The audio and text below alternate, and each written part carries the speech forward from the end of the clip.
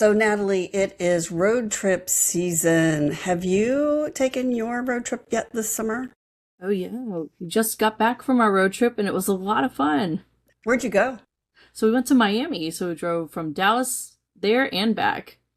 So, Dallas to Miami, you drove through almost the hottest part of the country and the hottest part of the year. Woo! What was that like? Well, I definitely wore sunscreen on the inside of the car. So it was definitely hot. Yeah, and you were in the Mazda CX-90. Yeah, so the CX-90, 3 rows, great for the pup and the little ones. So all four of us had enough space. It was awesome. Oh, that's great. And did you need all that cargo space? To be honest, no, not this time. We had a little bit less suitcases, but it was great to see like how else we could fit other family members in when we were going to different parts of the state. Okay, that's nice. That's nice. It's always nice to be home, right? Yes, and then it's also nice to go to our home now. Like, okay, vacation's over. It's nice to get there, and it's also nice to leave. I totally Yeah. get you. I totally get you. Yeah, so our little road trip, we've got a little mini road trip starting tomorrow. Actually, we're Ooh. not driving, we're flying, but my daughters and I are going to New Orleans, New Orleans. Um, yeah, my daughter is planning a wedding and she Woo, wants to get congrats. married in New Orleans. So we are going to check out wedding venues.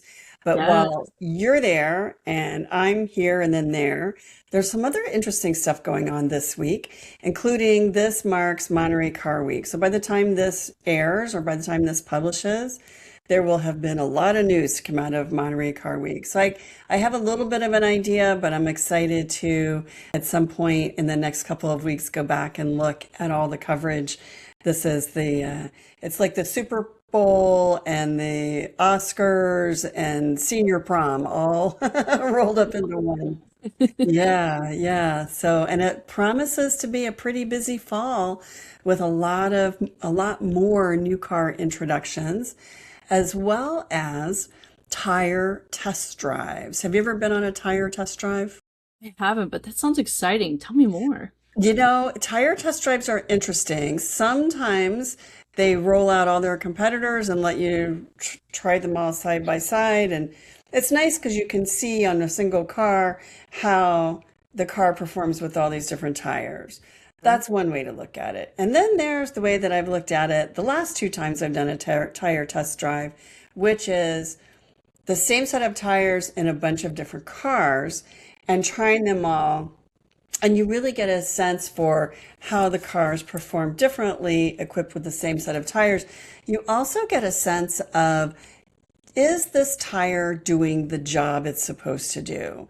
And I think that is where you build confidence. So, there's a lot of tires out there. There's a lot of different prices. There's a lot of dealers who have their opinion or their sale price or their incentive to sell a certain tire. And I think whichever you go with, as long as you have the basics, it's the right tire for your car, it's the right tire for that wheel. It is the right tire for the conditions you're going to drive it in.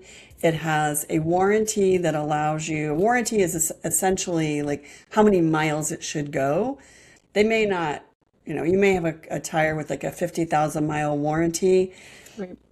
You may not end up being able to take advantage of that warranty. If you go out 50,000 miles, then there's no more warranty.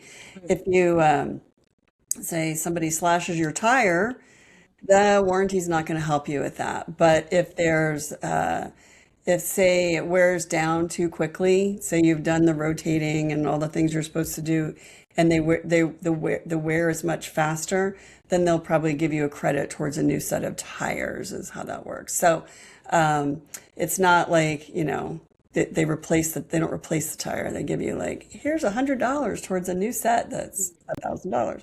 So, but every little bit helps, especially since tires can be such a rude expense. You hit a pothole or for, run over a nail or something, and all of a sudden you find yourself replacing two tires unexpectedly. That's always a rude surprise. So if they can, I think tire makers like to give you a little bit of a deal if they can get you to buy their tires again. And so that's built into the to the warranty as well. It's, you know, it's a warranty, but it's also an incentive. But I look at the warranty as if they warranty it for 65,000 miles, tires should go 65,000 miles. And they've done their testing and they've done the R&D and they know that this tire is capable of going that distance if it's properly cared for. And if you're one of those people who drives 15 or 20,000 miles a year, and I know a lot of them who do, and I was that person for a long time, a tire warranty of 30,000 miles means you're buying new tires every 2 years, and that's a lot. You should not have to buy tires more than once every 3 to 4 to 5 years. So 5 years is kind of the max, but you know, a set of tires should last 3 years. So I appreciate that the warranties have grown. And so I did a tire test drive last week, and then I did one about a month ago. The month ago, that was BF Goodrich. Last week was Kumho Tires. Links to both of those stories and videos, because we have videos, are below. But I had a little extra special bonus on the Kumho Tire Drive. And that is I got to chat with this week's special guest, Carolina Wagner, who is the Chief Marketing Officer of Kumho Tires.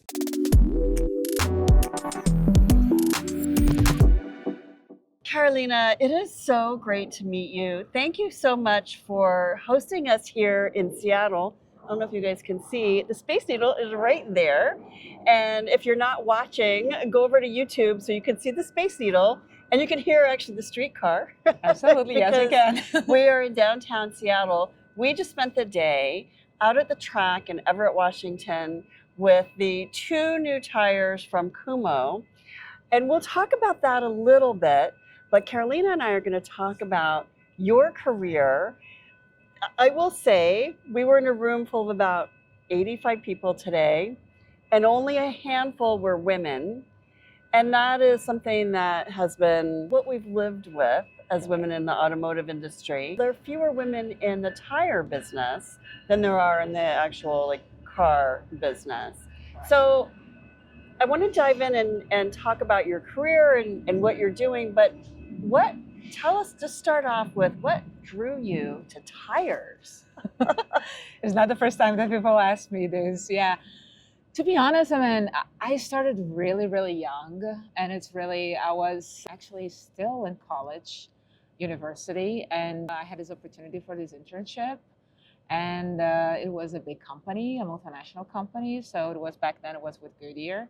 And I was like, why not? Let me go and do it. So I was always the type of kid and also girl that grew up with adventure. I always wanted to be around, adventurous things and, up for, anything that is kind of outdoor or is challenging. I mean, I like cars and I loved cars. I mean, since young age, not to be like a completely fan or a collection or any type of things like that. But I mean, I like driving. So I'm That's a good thing. why not? I mean, I'm like, why not? And then I went for it. So. And so you started right out of college. You went to work for Goodyear. Correct. You also did some advanced college work, advanced learning, right? You got a master's? Did you get a master's? Yes. So, and then you also got a certificate at Stanford. Correct. Talk about why you wanted to pursue higher education. Did you do that while you were working? Correct. Yes, I did that while I was working. I think because, to be honest, when I finished, when I got out of college, I felt that I had some more of gaps, and I really pursued my master instead of to go with a master's on something that I thought I liked the most. I went the other way around. I went for my master's on something that I thought that it was kind of my gap. So I did that on finance. So I went for finance and business management.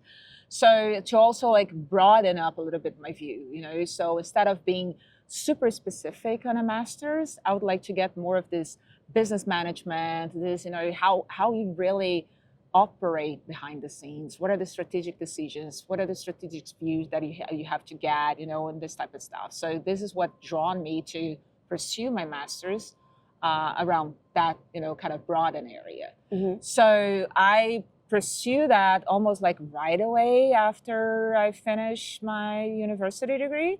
Mm-hmm. And then it's a matter of how do I keep myself up to date, with, things that are out there, also enjoying the opportunities that were presented in front of me. So Stanford came like much later, while I was working already for Continental, as an opportunity to join this executive program that they had. Mm-hmm. So it was a short period of time of, interacting, but I was always super curious about, how is it like the university environment, especially here in the US, and then Mm-hmm. how things are done. And Stanford, come on, right? So it was I know. It's like very much the elite, right? elite, Yeah. elite. And I'm like, okay, you know what? Yes, I want to be part of it. I want to, take some classes, and I want to learn, whatever I can learn, from those really masterminds that Uh-huh. you do have there. So I joined a bunch of, to be honest, executives, Mhm. and they were all going for the same thing: networking, getting to know different realities, different industries, mingle with other people, and then get to know, okay, what is the latest and greatest, that we can get from like a top university, in terms of updates on, things, around business, around management, around techniques of, how to set up projects, how to investigate, new possibilities, root cause analysis, and, everything in between. Wow. So I went for it. So curiosity and not being afraid of the opportunities in front of you, filling in the gap, and then finding more opportunities with other people who share your curiosity by getting those higher education credits, taking those courses. Okay, so that's quite the groundwork. Mm-hmm. Let's back up a little bit and talk about, you were not afraid to enter the world of tires. Were you in the United States when you came to work for Goodyear? No, You were in Brazil, I was in Brazil. which is where you grew up. Correct. Yeah, I was in Brazil. I started there. And so how did you get from Brazil to the United States? So it was when I was working for Continental. So I was working for them for almost 5 years as the head of marketing for the Mercosur region. So responsible for Brazil, and then Paraguay and Argentina and Uruguay. But Brazil is like the biggest market. Mm-hmm. So I was in charge of all tire lines for marketing, for both replacement and also original equipment. So the whole complex, the whole department. And what happened really is, I guess I was always allowed to be creative and to add a creativity, always with a purpose behind, and not just be creative to be creative, but creativity with a purpose, with a goal, with Right. a way to measure this. And we were implementing a lot of different stuff. And the office here, like the headquarters for the Americas, that is located in Fort Mill, South Carolina, Mm-hmm. they were very much like interacting and in contact, and they were seeing what we were doing there. And then what happened is that at some point I got invited to take over the commercial vehicle tires, the area for marketing here in the US. Oh. And then I was, okay, let's think about it, and then let's go. It was really interesting because, family-wise, my husband was super excited when that happened. He's like, yes, baby, let's go, let's do it. I'm like, Nice. Stop, think about it. Because, I don't think that, any of those moves is like everything is painted in gold and in pink and everything will be fine from the get-go. So I told Right. him, like, let's evaluate, let's see if this is really a chance, for us, if this is really a progress in my career and things like that, and then we can make the decision. And then, Uh-huh. again, we sat down, we evaluated everything, but again, we thought that it was more positive than bad things that could happen. Took the challenge, and we came. And here you are. And here So how long were you with Continental in South Carolina from the time you moved from Brazil to about 7 years. 7 years? Yes. And then you did a couple of other interesting things. Yes. So in between, Goodyear and Continental, I worked for a few months for Johnson Controls.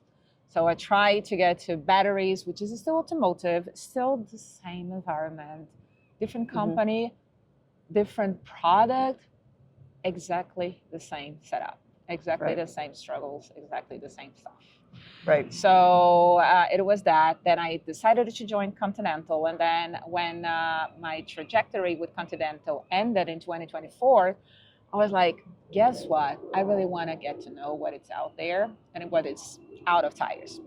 So I worked for a startup company in software and transportation management software, a completely different world, which it's where I needed to really be hands-on, do things by myself, because I was marketing and I was doing everything.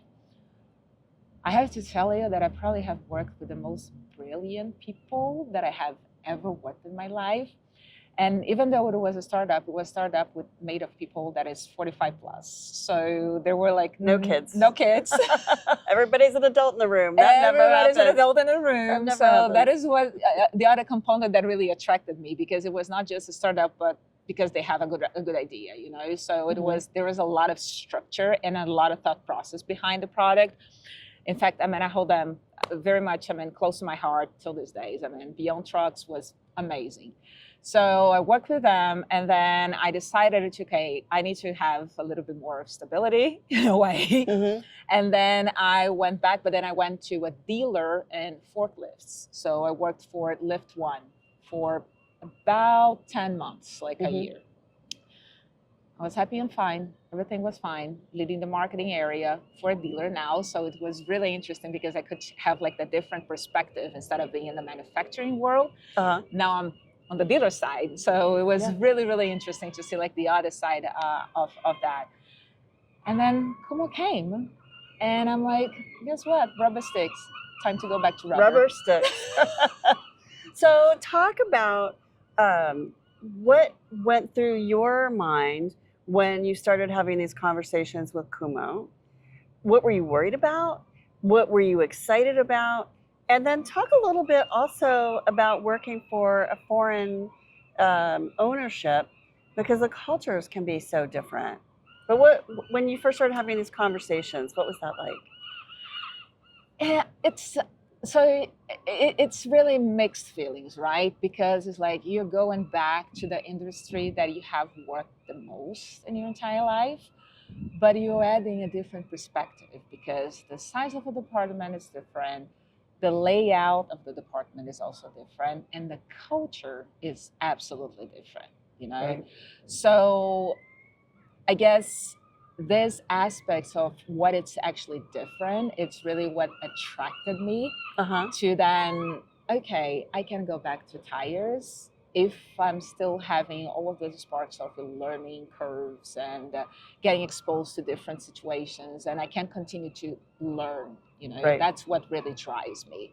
Yeah, I know for a fact if I'm tied to an environment that is not a lot, I get bored.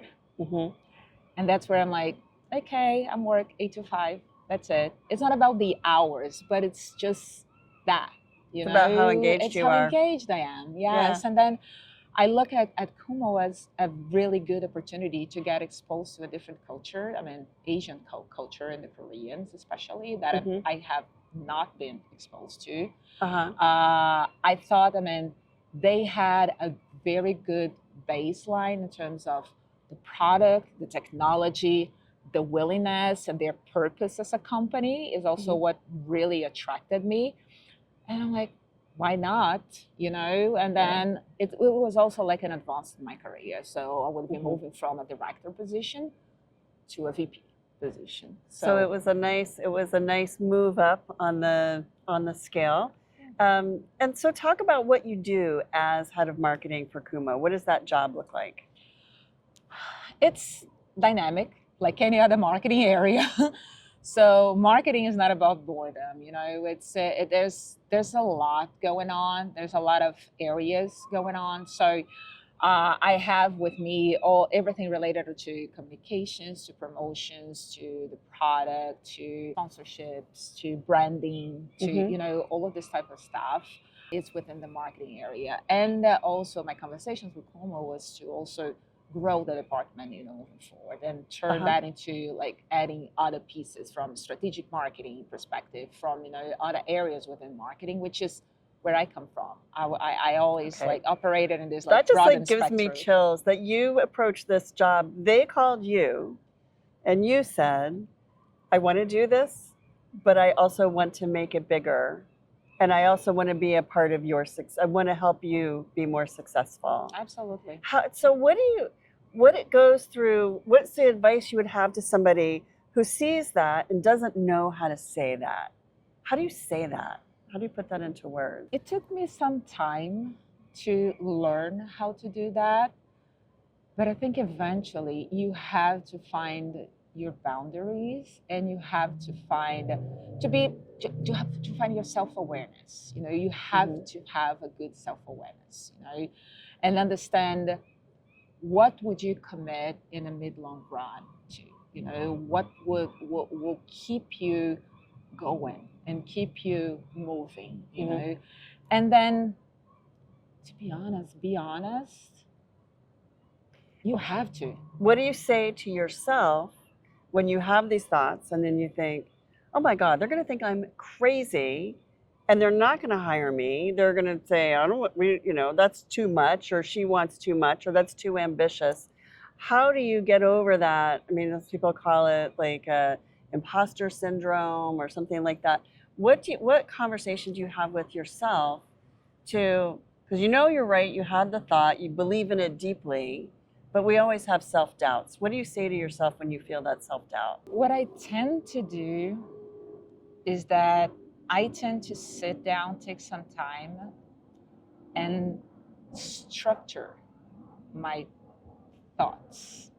Meaning, I almost have to build a story to first, reassure or believe that whatever I have in mind, or whatever I'm understanding that is, and what I Mhm. want, Mhm. makes sense. Right? I'm not the type of person that would go for anything that is kind of unreasonable, or sit at a table for negotiation talking about something that is just, it's unreasonable. Right. It's really just too much. Like, no one will believe. I think that, you have to try to stretch that line, but to a point that you don't break it. So Mhm. I sit with myself and I'm like, okay, what is an average salary in the market? Okay, the range is between this and that. The size of the company is worth that. So anything beyond that will not fit.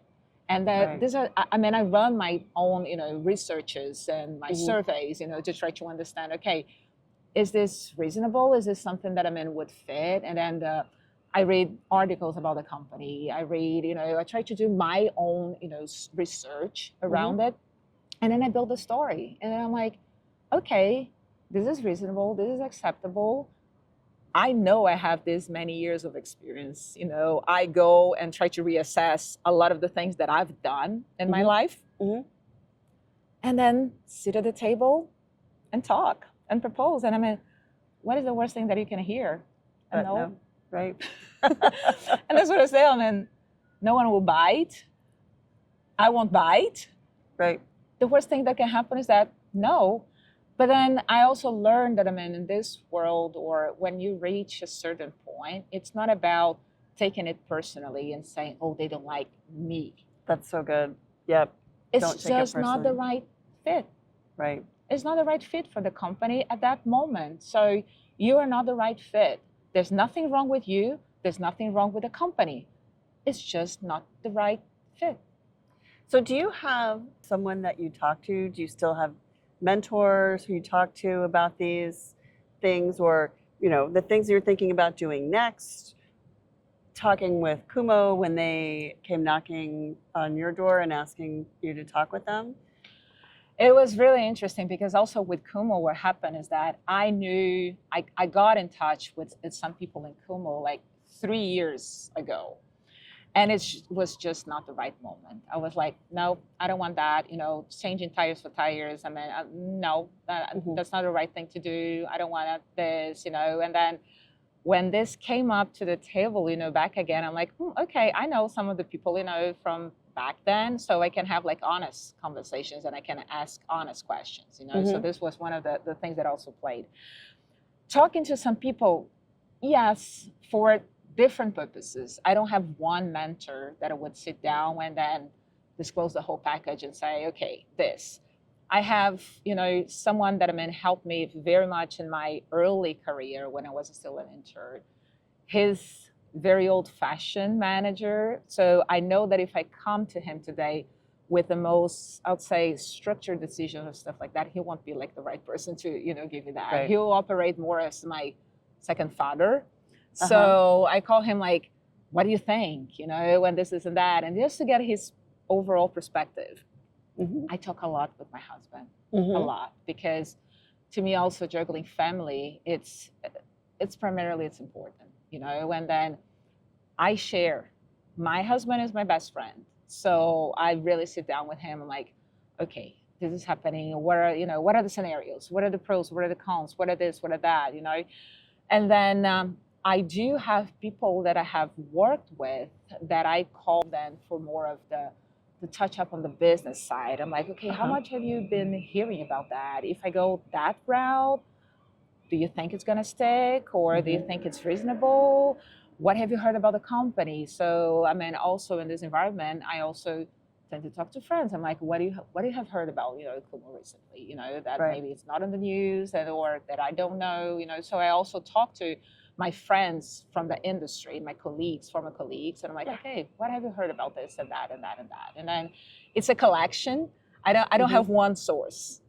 That's the thing. It's really like a journalist making all the phone calls, checking out all the sources, talking to everyone. Exactly. Yeah. So let's talk about where you are now with Kumho. You're relatively new in the job, getting to know people. What do you want to see in your department, and what are your hopes and vision for where you go with Kumho? Sorry. Stumbling a lot today. It's been a very adrenaline-filled day, I will say. Correct, it has, indeed. The thing that really drives, and I think it's the primary goal, it's to really structure and develop my team. So once you start and you're able to do it and have the team now, okay, fully understanding their positions, feeling equipped and motivated, you know, to just carry, you know, forward, you know, their positions and their jobs, that's the base for everything. If you have a team that is motivated, that has developed this self-awareness, is developing this maturity, and it's natural. They will start to shine. They will come up with, they will be, first of all, signing up for new ideas and crazy ideas. They will lose, you know, if they are afraid of jumping on doing anything differently, they will most likely get away from, you know, from those thoughts. You will have like people that it's lighter, you know, at work, and then everything starts to fall in place. Equip them with what they need to do good work. That sounds so simple, but no, it's not. It's far from simple. It's far from simple, but it's really what I firmly believe is like it's really look at the people, look at what needs to be done or what can be done actually, and start bit by bit, you know, throw some, you know, nuggets and some things here and there, and then, you know, start setting also those boundaries and like those swim lanes, and like, okay, let's try to, you know, organize things here. Let's go a little bit more this route, and maybe you have someone with a different personality here. Let's, you know, stretch things in another different way, you know, but building up this team. If you build up your team, I would say, like, correctly, chances for failure is really very slim. Very slim. So what do you say to women who look at the automotive industry or tire specifically and think there's a lot of opportunity, but I'm not sure there's room for me because I'm a woman and there are not a lot of women? What do you say to her? Don't have this as your first thought. Just don't put the women piece ahead of everything else. Being a woman, I'd say, is just not a consequence, but it's just a fact. It's just another data point.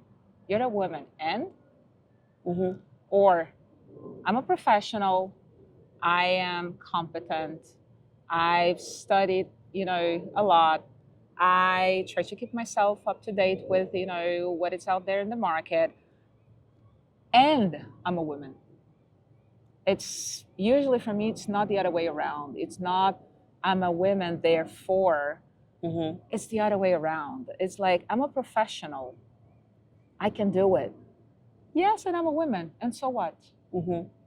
But you would like to see more women in automotive. Oh, absolutely. Because there's so Absolutely. many opportunities and automotive needs good people. But that's exactly the point, is like, I think like women have to stop somehow putting this ahead of them or using that as the barrier or the opportunity to be somewhere. And just look at the industry, look at the company, assess the environment, and then yes, know that yes, you're going to be challenged twice. Yes, you have to probably prove yourself more. You do. You do. Acknowledge. But it's what is also going on. not that hard. No, no. It's not that hard. It's not that hard. I mean, it's No. doable. It's feasible. It's like I would say like stop dwelling around, those debates. Embrace it and say, yes, I know it's going to be tough. Yes, it's definitely a different environment. But if you feel comfortable, around men, or if you have no problems, necessarily around it, why not? Then Yeah. being a woman is just can work better than if you were not. And for the most You know? part, most men want the best candidate. They want the best employee. And if that is a woman, they're fine with that. But they don't, what they do struggle with, and tell me if you see this too, I think what a lot of men struggle with is how to appeal to women for these jobs that are traditionally seen as jobs for men, especially working in like a tire store or, I mean, they're loud, they're not the most like human friendly environments. There's a lot of smelly rubber and they're not the most pleasant environments. And then of course the technicians are highly trained and very mechanical, and you don't have to be that. You can be that if you want. You don't have to No. follow that No. path. No, So- you don't. I think it's keep it simple. Educate yourself. If you really want to be there, or if you see that this, first of all, you have to really understand that this can be a good environment. Yeah. Analyze, look at the company, look at the reputation of the company, the brand that you're joining, because also yes, there's a lot of men that also wants to have the right person. And number one, if the company is a serious company, they would definitely have a fair and good process, hiring process. Yes. So if that's the case, okay, that's first point, check. So from there, you have to make a decision and say, okay, I feel comfortable in this type of environments, or like I will give it a try, and then go for it, but educate yourself, keep yourself curious, and just go. I love that. So let's talk about what we did all day today. Okay. Because we were out on a track driving 2 new tires from Kumho. There was the Road Venture and the Krugen GT Krugen. Pro. We kept having this debate, Krugen or Krugen? Krugen. I had the same debate when I came in, but I just hear like Krugen GT Pro, and I'm GT like, Pro. okay, yeah, and the Yes. Road Venture HT. And so how are they different? What's the Road Venture for? So Road Venture is a tire of the light truck family that we have, and Big pickup trucks, full-size SUVs. Correct. So the bigger. correct, the bigger. We call them ones. light truck, but they're really the bigger ones. Correct, Right? correct. They have it's more, so when you come to this type of tires, it's more related to the application. So an HT tire is really a tire for more of the on-road application, less of the off-road application. So if you Right. put that bar between on-road and off-road, it's towards more the on-road side, and that's what is it for. So it's for city, for rain, for higher mileage, and all Snow. of that. Snow. Winter driving, yeah. Winter driving is snow, and then this kind of winter environment, or like wet roads, wet conditions. So yeah, Road Venture. And then HTs the for that. Krugen is for The Progen is for CUVs and SUVs. So smaller SUVs, So, think the correct. Kia Sportage and the Hyundai Tucson and Toyota RAV4, cars like Correct. that. Correct. It's like Yeah. smaller SUVs, and it's really the tire for your day to day. It's the Mhm. tire, I mean, for you to go out on a trip on a vacation, to pick up your kids in the daily, to drive your daily car back and forth from work. Mhm. It's your reliable tire for all year long, any circumstances and on any situations, and in any case or in any situation that you drive in a day to day. So what do you want consumers to know about tires, especially women? It's a tough topic because it's not the thing that we dream of spending $1,000 on all of a sudden, like, oh, I need to buy this and it's an emergency, right? Which is how a lot of people do buy tires. What do you want people to think to know most about tires? What should they know? That I think they need to have in mind first thing. Tires, although it's not a pleasant buying, it's the only four touching points between the car and the ground. It's the only thing that is holding your vehicle to the ground. Mm-hmm. So if you think about that, how come that you don't want to know a smidge, just a little bit more of what you're putting there? So it's the shoes, it's your car shoes.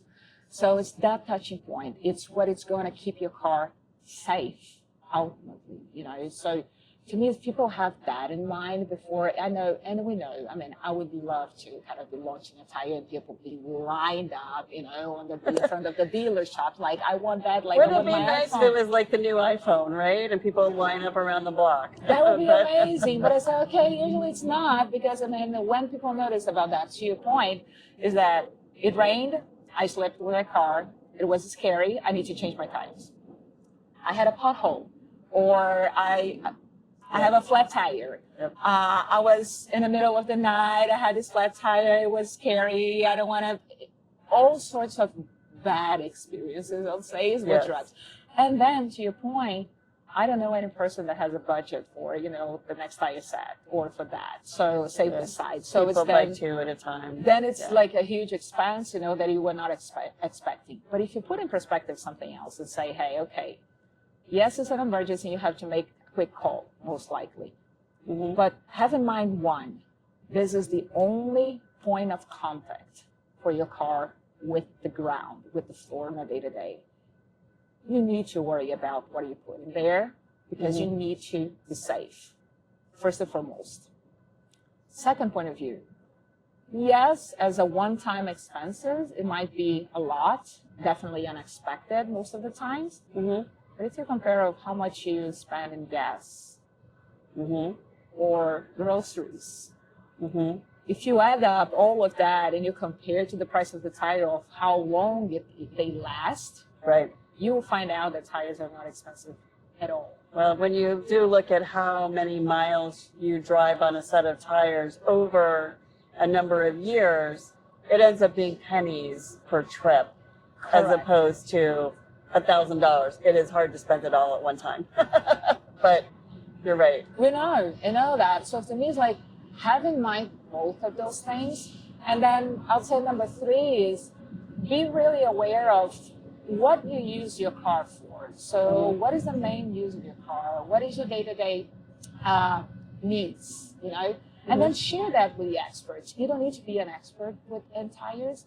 If you share what is the use of your car, what you do, what do you value the most, what are your worries, I mean, who do you carry in your car, and what are you going to use your car for? Right. The experts can point it out or can give you options and say, hey, go more towards this, go more towards that. So find a tire store that you trust.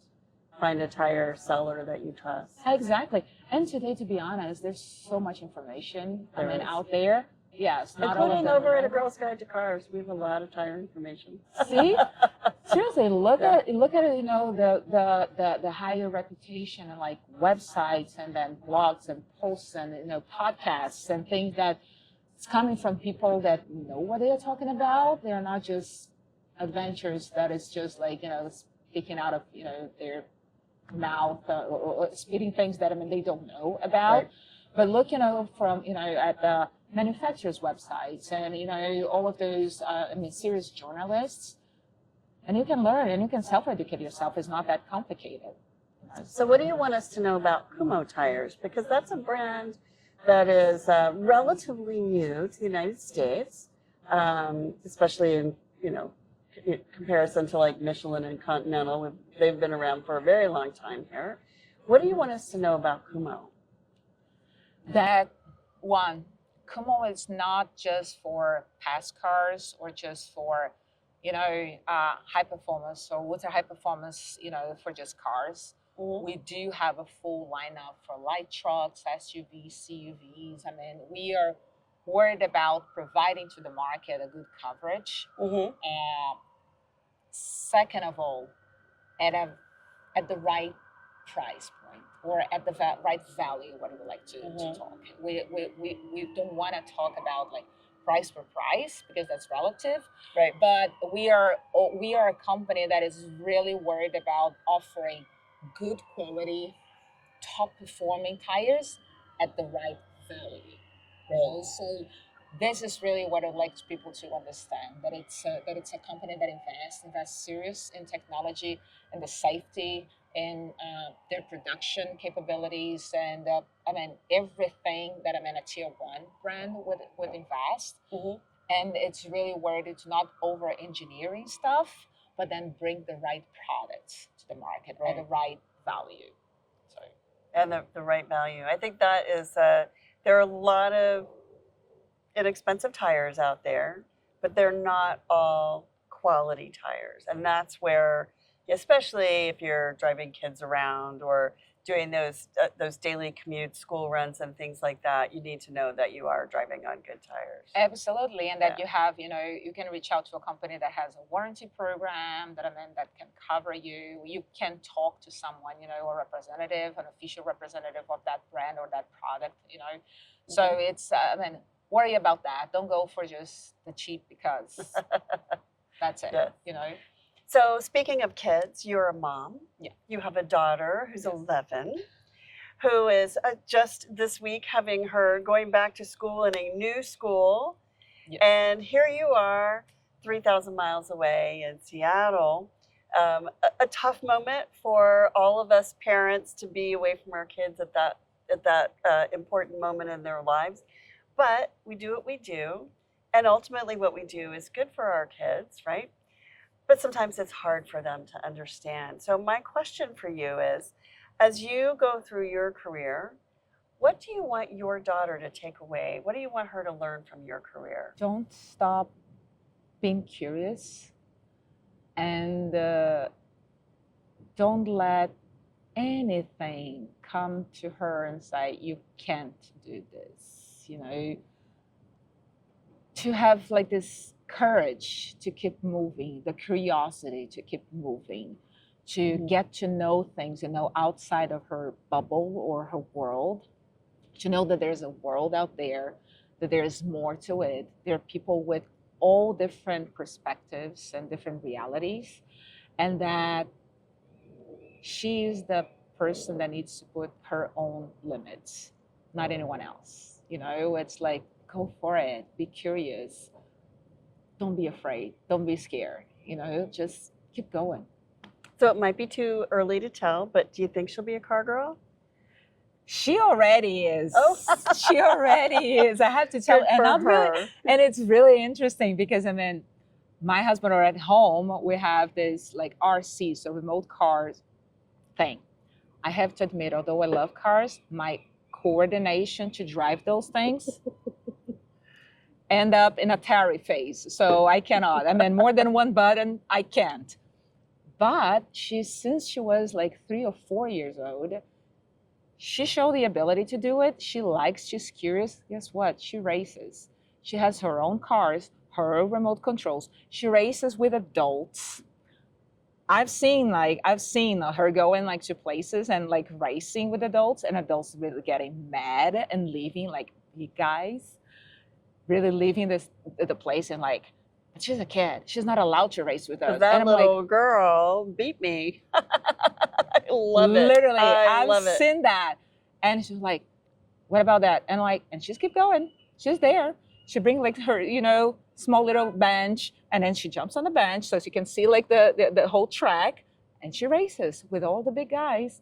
And then again, she Oh, that's finds amazing. there the environment of the people that understand that she's capable. They all allow and they enjoy like crazy to have her around. And again, the people that is going to be bothered about this fact and try to protect their environment, they're going to do that. It's no different than a company. So Right. that she's already able to face that and to still do it, I think it's amazing. So yes. That is incredible. Carolina, thank you so much. It has been such a pleasure spending the last couple of days with you, getting to know your incredible tires. There's more on A Girl's Guide to Cars about our day. We'll do a full video so you can see what we were doing.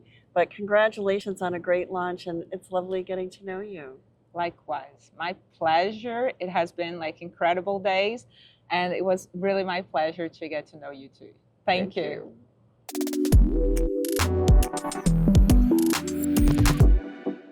Wow, she said a lot, but She did. She did. I felt like we could talk all day. In fact, we sat together at dinner that night and we were talking like this. And then finally, I was like looking around and everybody else was kind of quiet. And I was like, I think we need to talk to the other people on the other side of us because we were just chit-chatting. So I love meeting people like that. Love what was that. the most like meaningful thing that you took away from it? Like there was so much. I think the thing that she said about furthering her education and watching looking at the people she wanted to be in the room with and making sure she got in that room. And I think that's something that we don't get a lot as women. I feel like we're often sort of like, I feel like sometimes people play to our strengths, which can be like organization and multitasking, and you need it done, ask her, she'll get it done, right? And like the way that those questions are asked of us feels very flattering. And you're like, oh, wow, they asked me because they know I know how to do it. Well, that what they're not asking you to do is to go learn a new skill so you can advance and be in the room with those important people, right? Those other chief marketing officers and vice presidents. Yeah. And she is looking at her whole demeanor is very much, okay, I got this. I'm going to get this done. I'm going to set up my organization. I'm going to set up my people. I'm going to empower them. And then I'm going to go and see who's in the room that I need to be in. And I'm going to do what it takes to get there. Because you can't just walk in. You can walk in and people see, oh, you're not really one of us. But if you've done the work, if you've gotten the advanced degree, if you've gotten the certificates, if you've done the hard work at, elevating your brand, elevating your company, creating successes that everyone can point to, not just you, then you've earned a place in that room. And that's where she wants to be. And I thought, as I was sitting and talking with her, I kept thinking, I wish I was writing this down. I wish I was writing this down. Good thing you recorded it. Yeah. We were recording it. We were recording it. Yes. But she was incredible. And I would say the other thing is that we had the Space Needle right behind us, which was so cool to be sitting outside on a beautiful day in Seattle and have the Space Needle and the downtown skyline right behind us was pretty amazing. And Kumho's a scrappy company. They're young. They were founded in 1960. And you think about compared to like Michelin, it's over 100 years old. And some of these other companies kind of were born or founded about the time that the auto industry was in their home market. And it's pretty amazing to think that Kumho started just in 1960. And here they are building what are world-class tires.